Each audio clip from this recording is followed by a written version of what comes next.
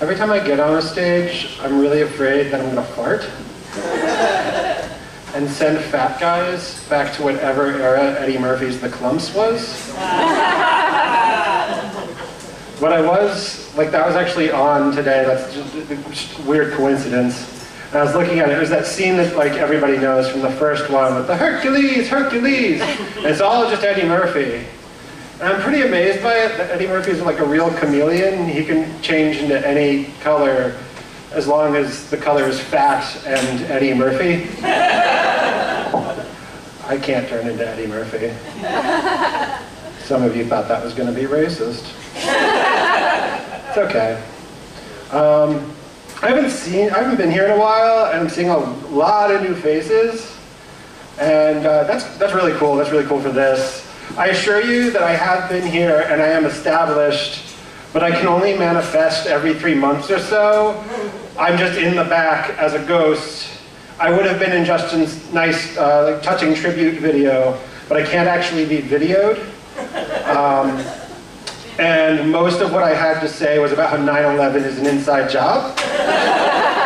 And after seeing it in context, I realized why that was inappropriate. While we were sitting here, I was, because I haven't been here in a while, and I like coming here because I get to see people, like friends, who I've made through the years.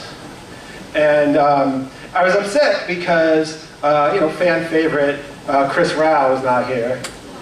And, yes, thank you, woo! And I sent him a couple messages, and I'm going to read these to you. I don't know if they're funny, but I was having a good old giggle time to myself. Mr. Rao, where are you right now, you delicious tater tot? He says, work, and then he gives me that little like emoticon with the sideways smirk, like sad smirk, that no face can actually make. And I go, no! He goes, where are you? I'm at MNMOM. He said, I'll be there in an hour or so. Where the fuck is he?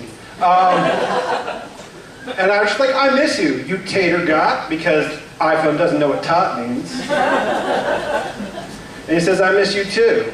And then I say, where's Mr. Andrew?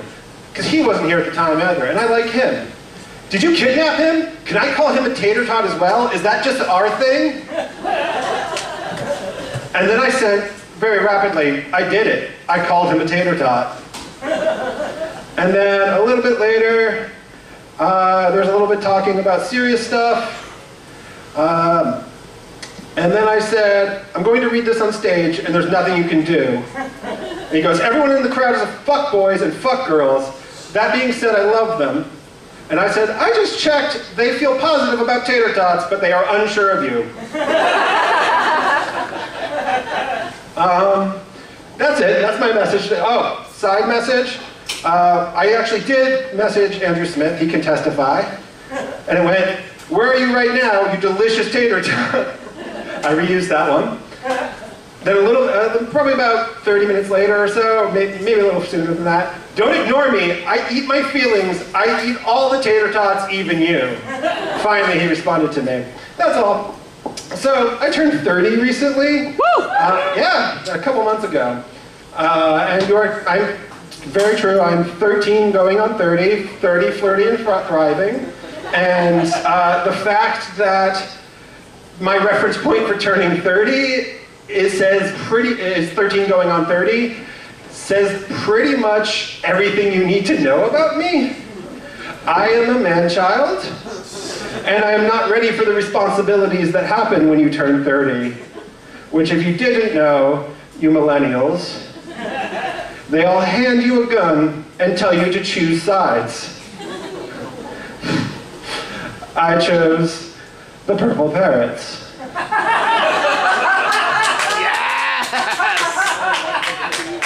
I thought it was a good choice. But either way, like I said, I'm a man-child, I'm 13, going on 30, and I was a good kid growing up. I didn't like do drugs or like rebel against my parents. I was just kind of like, well, if they're gonna let me play Pokemon and live in their house until I'm 29, I guess I'll do what they have to say. So I was walking down the street the other day, and this guy was just like, don't do drugs! And I was like, well, I guess I'm with you, but I'll hear what you have to say. And he's like, you don't want to do drugs because if you smoke pot, all you'll do you'll be a waste. All you'll do all day is eat cereal and watch cartoons. And I had a moment, because that's already all I do. I fucking love cereal, you guys. I love Captain Crunch, and sometimes Captain Crunch with crunch berries if I'm feeling nasty. So I smoke a lot of pot now. And it's all just kind of been business as usual, except I smile a lot more now. What else do I have to say, you guys? Okay, so I moved to New York City recently, or 6 months ago, if that's recent. And ever since then, I've been obsessed with collecting New York City moments.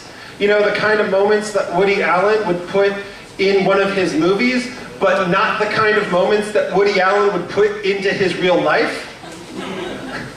Because he's good at making films, he's not good at making families. You guys, I'm sorry, I agree with you. Unless you're a real pro-Woody Allen group, then I don't agree with you, I'm sorry. But anyway, I'm going to tell you some of my New York City moments. How do you guys feel about that? So about like maybe a month into living in New York City, I'm getting used to like walking as a pedestrian, because that's how I live now. And if you just kind of like, I was in a moment where I was like reading a text message or something, and I was just kind of following the people moving in front of me. And they don't give a fuck if the red light's red or if there's oncoming traffic, they just go.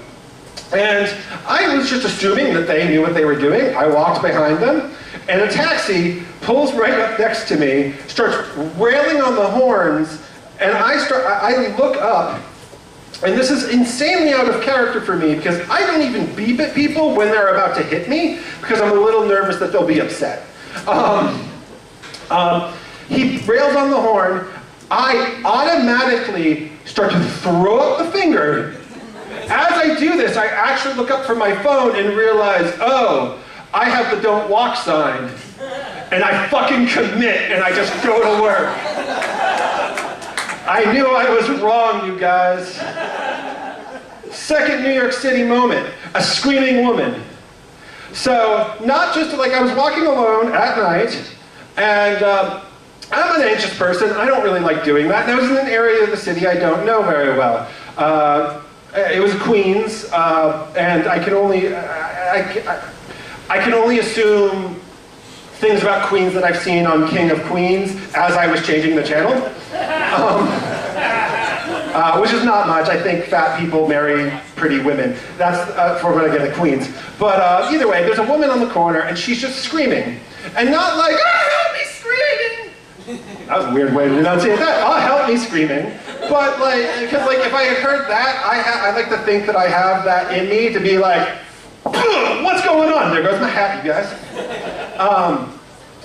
Like, you know, I have that like male fantasy of coming to the rescue of anybody. But I also have the beta male reality of when I hear a woman screaming like this, short burst like that with delays on the corner alone in the street, then I see her and I go, I better cross the street. But also, I better walk around the block a couple times so she thinks I'm different people and she doesn't know I'm afraid of her. Because what if she starts to move? Okay, third NYC moment. And this one actually happened in the transit. There's my hat again, you guys. I needed it for power.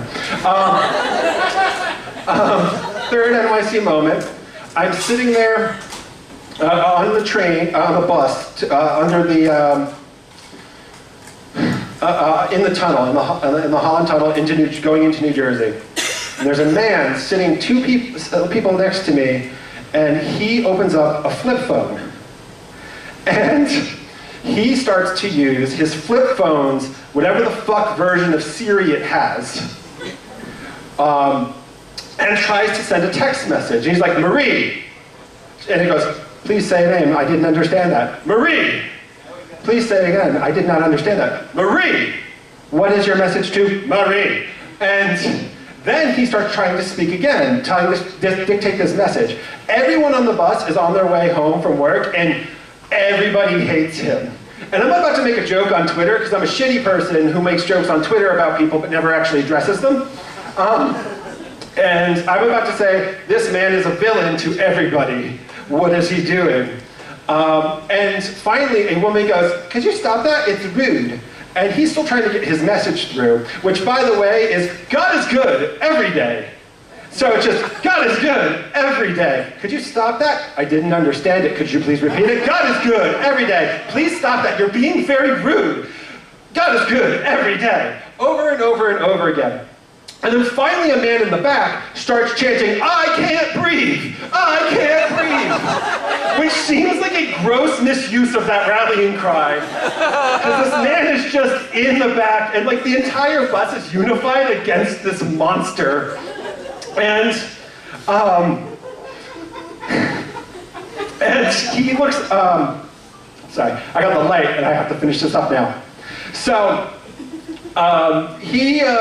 So as this is happening, and people start getting, like, yelling at him, and telling him he's rude, he needs to stop, and he's like, I have my freedom of speech, I have my freedom of speech. There's this turn outside of the Lincoln Tunnel that gives you this beautiful view of the New York skyline, and you can see the Empire State Building, red, white, and blue, lit up at the top, and he goes, look everybody. Look at the Empire State Building. Isn't it beautiful? It gives us the freedom to say everything you want. By the way, the phone's still asking him for repeats, and he's still trying to say it in between his talking. And everyone's screaming at him. And I'm just like, please stop, because this guy is like a millennial, and he has a flip phone. He's clearly not right. We're all going to die. And there's no real good way that story ends. My bus stop came, and I ran off right as people started to get up and scream in his face. And I kind of almost wish I had stayed on the bus and just waited it out and saw what happened, but I'm pretty sure that man would have shot us. Also, I have a video of it, because I'm also that shitty, so if you want to see it, you can.